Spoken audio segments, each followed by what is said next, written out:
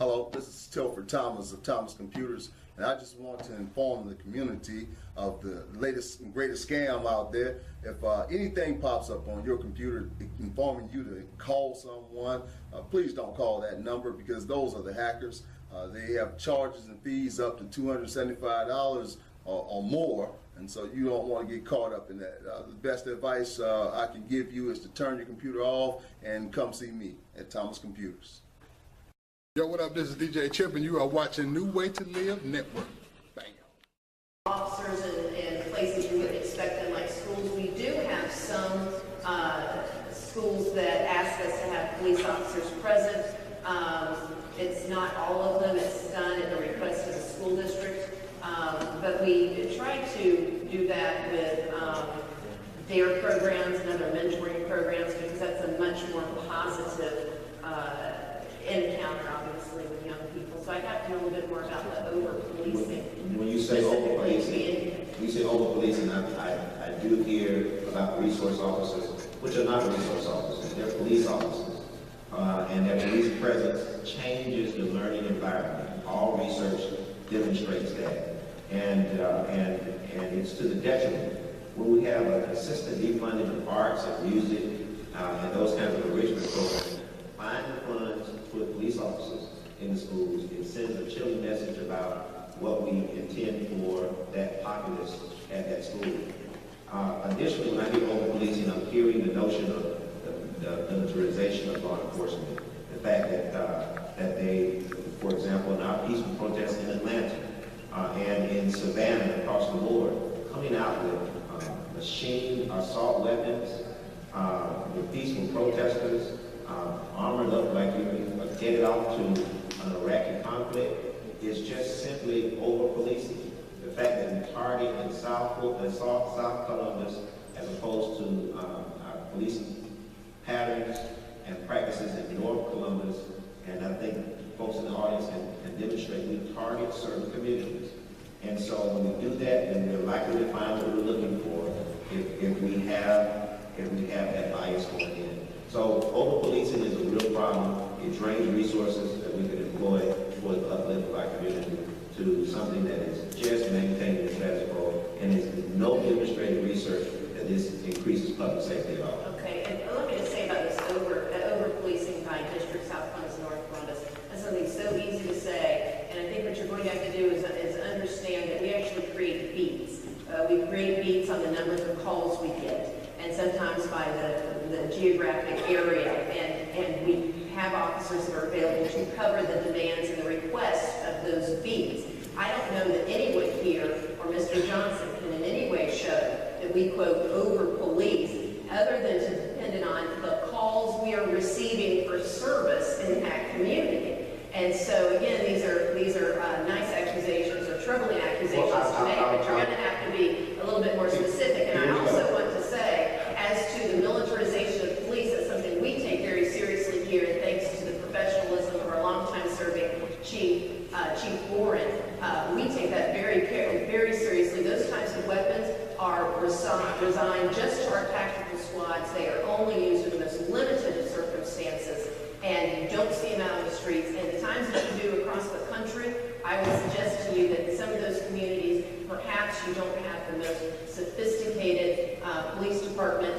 Perhaps they have not been thoughtful about the way they're using this equipment that should or should not have been provided. That was a federal government decision, as you well know. But to the extent that we have the type of weapons that you're referring to here, one, we do, of course, they're taken down from being automatic to being semi-automatic. We don't allow the turret. We do have a SWAT vehicle in case there's a hostage situation, God forbid, at a public place, and we have to do what they did in Orlando, which was ram the side of the building. We have that. It is in a particular location and only brought out for most extraordinary circumstances. And so you don't see those types of things in Columbus, Georgia.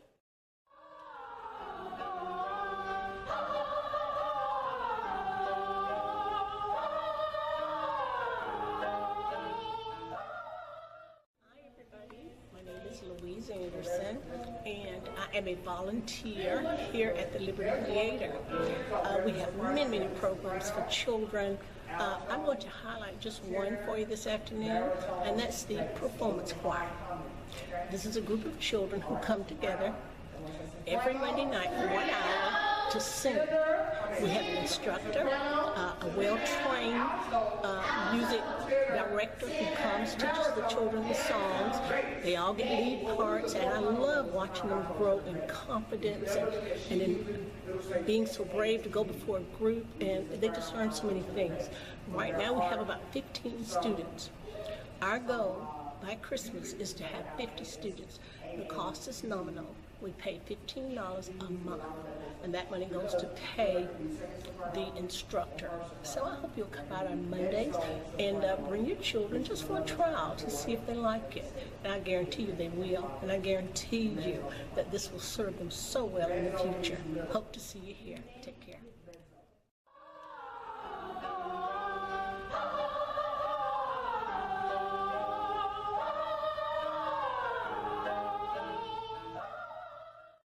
Hello, this is Cedric Mitchell, and watch me on Tax Tips right here on New Way to Live.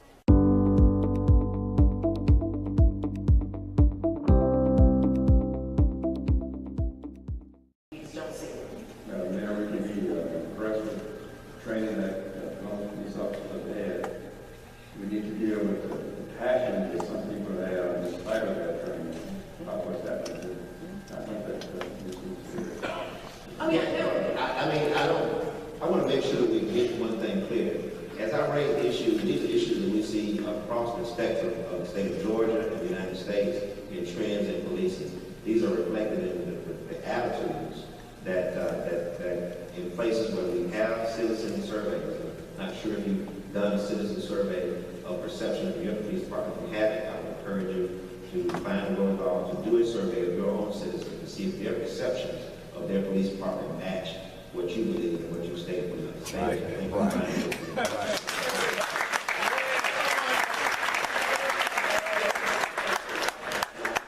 don't want to get into the pattern of me raising an issue in policing and you having to be apologetic for the police department. I know that you're the public safety director, and the things that you raised are pertinent about Columbus. So I did a survey in this room of people who feel like they've been unfairly treated by the police in a stop or an encounter, had an interaction that they believe that race was a particular ingredient in the way the officer treated you. I asked you to stand in this audience just to see if you've had a negative interaction with law enforcement in this room and you think that race plays a part in it. And see, when you look, now I want you to just, now if you had a family member, a close, immediate family member, who had a negative interaction with law enforcement, and you think race was a main component of that interaction. Now you stand.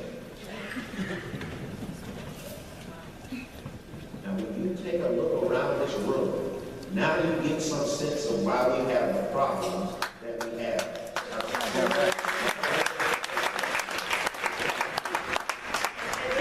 First of all, you haven't mentioned specific incidents. And I won't.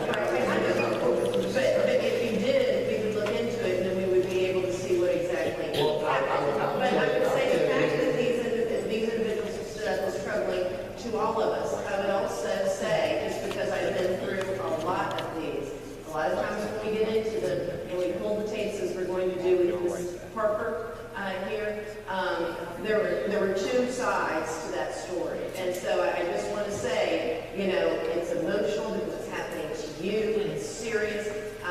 There are certainly instances where people can say, hey, look, I wasn't treated fairly.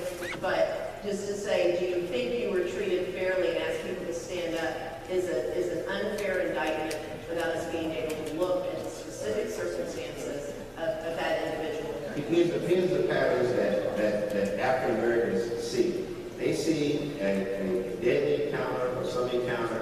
They're told to be calm, let's investigate the facts. We take a year to investigate. Maybe the Department of Justice gets involved, and a year later, there's a finding that there's no wrongdoing. If there is wrongdoing, it's presented to a grand jury as if it's the grand jury's decision to indict without having a clear directive from the district attorney who's prosecuting the case like they do in every other case. And we see no indictment, even when there is an indictment and a conviction like we had in New York. person is convicted, police officer there is convicted of manslaughter. The judge gives him probation. I have yet to find an example of where the system works. Like it's supposed to.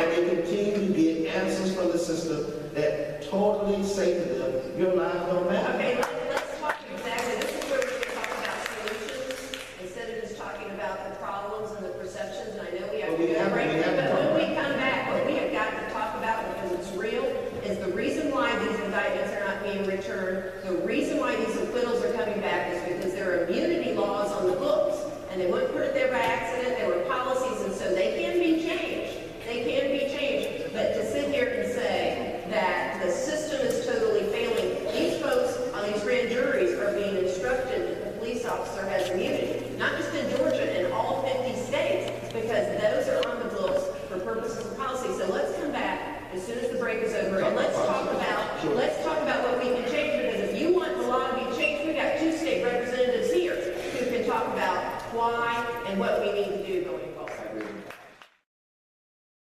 Did you know that in today's society, your credit score is like a vital sign in the hospital? It's being monitored at all times. If not by you, certainly someone else is monitoring your credit. It can have various impacts over your life. It can impact your insurance premiums as well as your interest rates.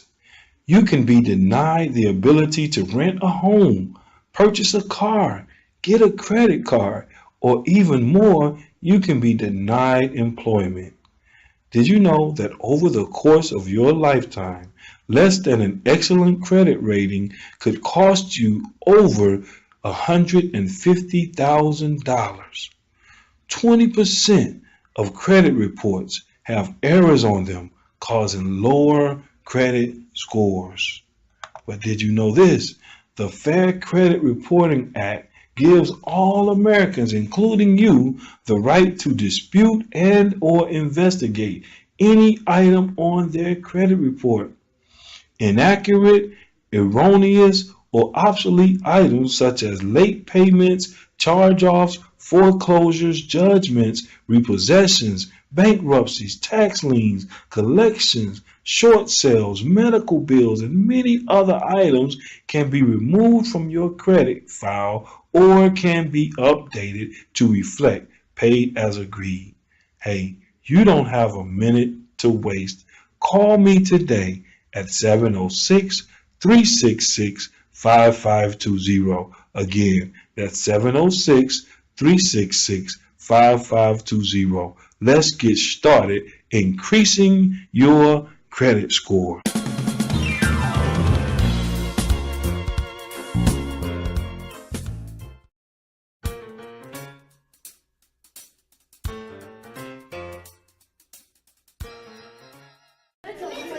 My name is Brianna Fluelli and I'm 13 years old. I'm from Columbus, Georgia, and I want to be a pediatrician when I grow up.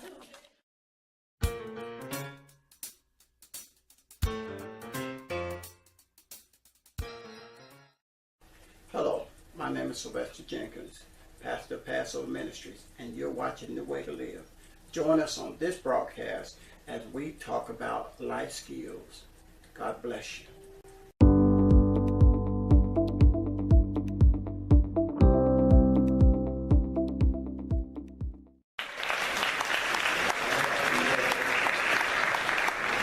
We've never requested to change policies for 20 or 30 years, and we're still having problems, with disproportionate treatment. I give the governor a criticism earlier, and I'll give him a compliment.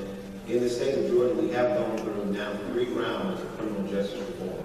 Meaningful reform that I think will get at some of the core of the problem within our unfair criminal justice system now.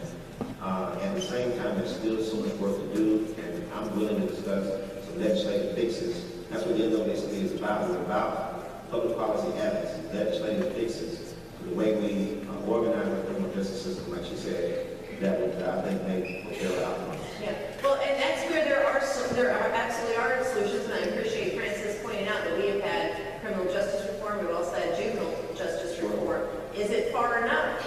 You got elected officials, they're representing you. If it's not, tell them about it. There's organizations that are out there lobbying for more reforms. Those are where we can really have solutions. But you need to think about what it means to statutorily change some of these things.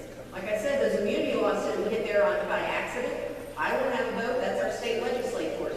They got there for real policy reasons to undo them. Is it worth it? Do we need to undo them? Do we have to undo them? That's a real discussion. The reason why it hasn't been changed is because if it was easy, it would have been changed by now, right? So that's the problem. But therein lies the solution. How can we trust policemen when policemen all over America, even in the northern states, that shoot black? How can we trust police officers when officers all over America are? In the northern states, shooting black. Well, I think too, look, we've all recognized that this is an issue we need to talk about related to police practices. We've been police practices and laws, and we've been around that. But I heard a man say the other day at a forum, this grown 30-something-year-old man, he said he felt like he was crying. He said he felt like he was being hunted. Well, I got to tell you something.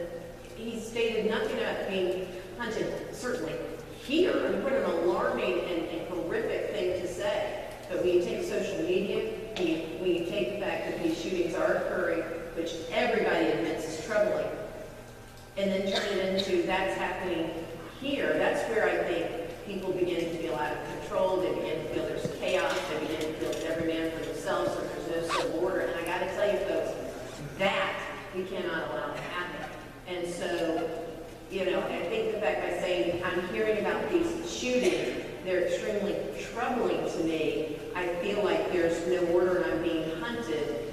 That's a real emotion that I hear, but I just have to say that in this community is not accurate. I don't think there's a single person in here who believes that, man. With all due respect. Sandra Bland, they may not use the word hunted, but when you look at a person like Sandra Bland, who had a master's degree in criminal justice, was going to a new community, just like many people come to this community as new residents, was on her way to a new job at a university, is stopped for a so-called illegal left turn and ends up hung in her jail cell after talking to her mother and being a member of the conscious movement towards the liberation of her people. No one believes that she killed herself.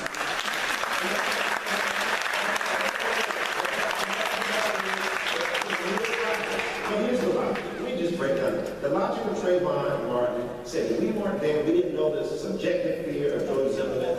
We weren't there, so you don't know what happened. You don't know how fearful he was for his life. And since it's so reasonable to fear black men anyway, I would have been afraid of him.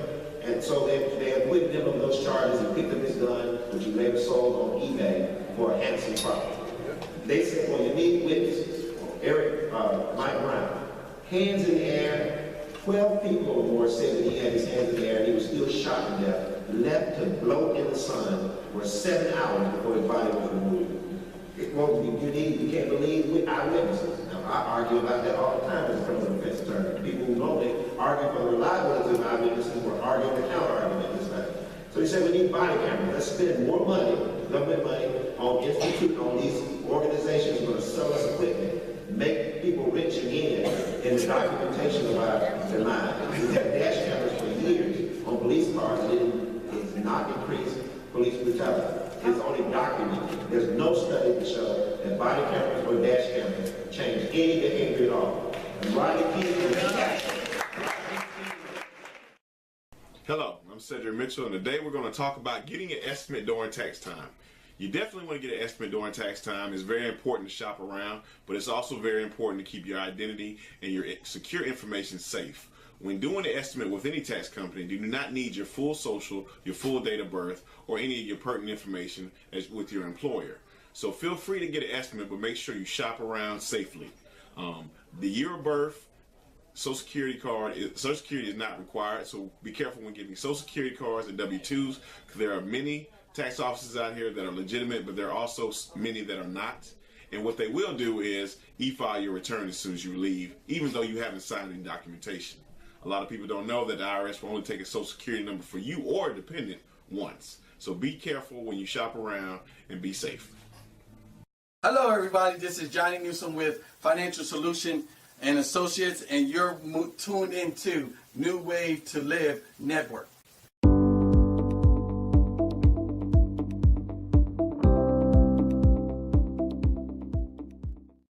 Crime is down Historically, I mean, and another thing. but we haven't reduced police forces. Crime is at 25 years old. We haven't reduced. I'm not finished. You know this body. So the logic was we had body cameras. Eric Garner is choked to death on a body camera.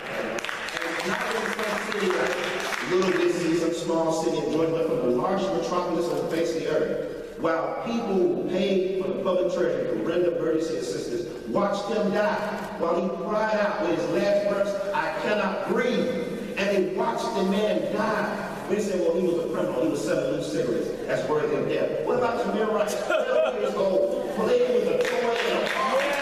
Before he got his neck and he shot and killed him, and sent the bill to his mother to clean up his body.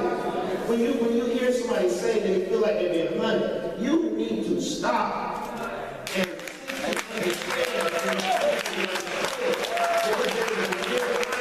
that says that somebody can be killed for doing nothing but being a child of the park, then what protects my 3 sons? And forget that, what if you comply with the officer's request? Like the gentleman in Minnesota, but he complied with the gentleman's request to produce his ID. He reaches for his ID and is shot 4 times. Let me just say something. So these are not emotions. These are not accusations. These are facts.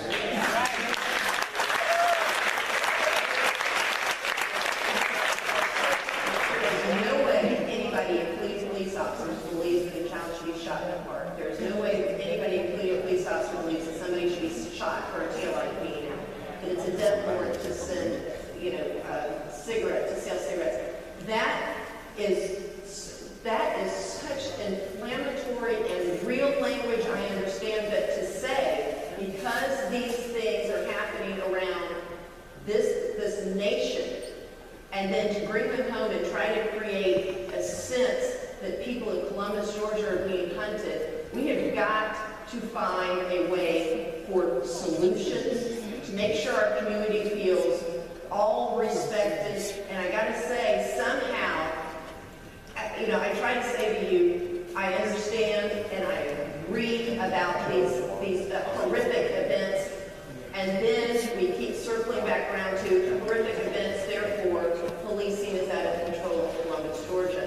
And that is a non sequitur, which phrase to me, does not logically follow. And it disrupts the civil order that we have in this community. And so what are we going to do about the solutions to this? What are we going to do about the solutions instead of just getting us all outraged by the incidents of injustice or horrific events?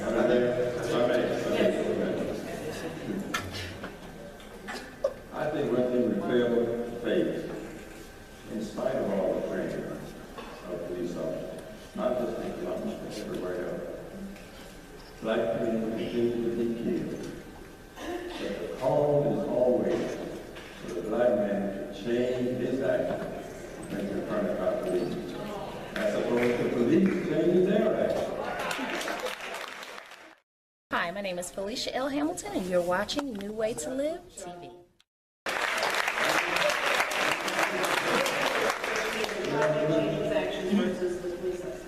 But we're now required to tell our kids that the police can stop with red hands in the air. What more could the gentleman done with the line on the ground with his hands in the air? Point being, David, why are the birds imposed on black to change our behavior, whereas free citizens have the right to be free from unnecessary stopping and retaining? Why do we have to change our attitude instead of... But do you not think that the police departments were forced to change their actions in some instances that you're talking about? Not at all. But in those instances, that they had to change their policy, that people did lose their jobs, and that they did now say, we're going to let things be investigated by an independent source, we're going to have training on this. I mean, there are things being changed. Yeah, no, but I agree. But I mean, you know, and to say that never has the police department been forced to change their policies, and that only African males, American males are being asked to put their hands up. No, I don't think that's what Judge Allen is saying.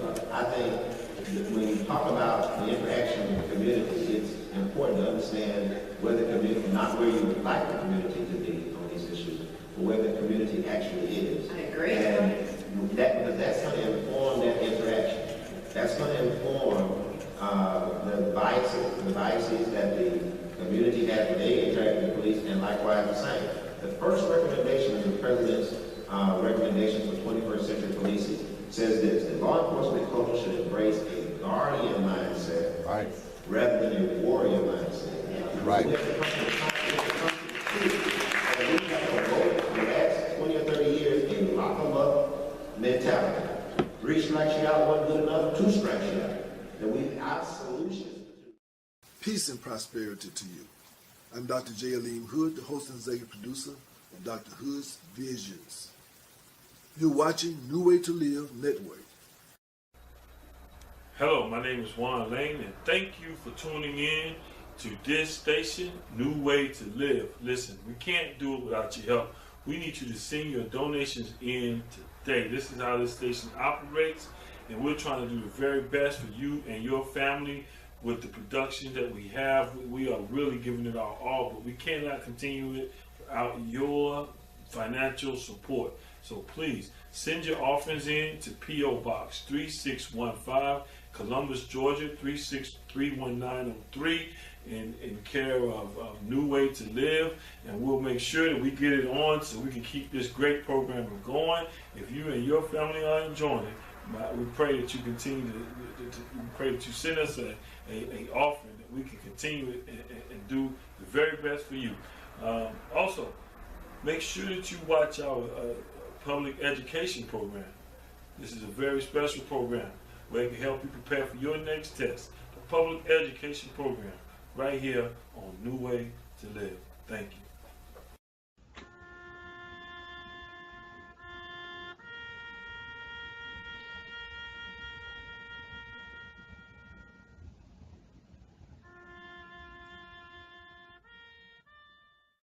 Did you know that the majority of people have no will, trust, or power of attorney? What will happen to your children, property, or other assets? If you can't make decisions for yourself, who will know your wishes? Will the appropriate people know where to find all of your personal and financial documentations and information? Well, we have a program developed by attorneys to complete at your own pace from the comfort of your home. You can update this program as needed with no add-ons or surprise fees. You can secure all of your important information in this virtual password-protected safety deposit box with easy-to-use services and client support system available. Please call me today at 706-366-5520. Again, call me today at 706-366-5520. I hope to hear from you soon.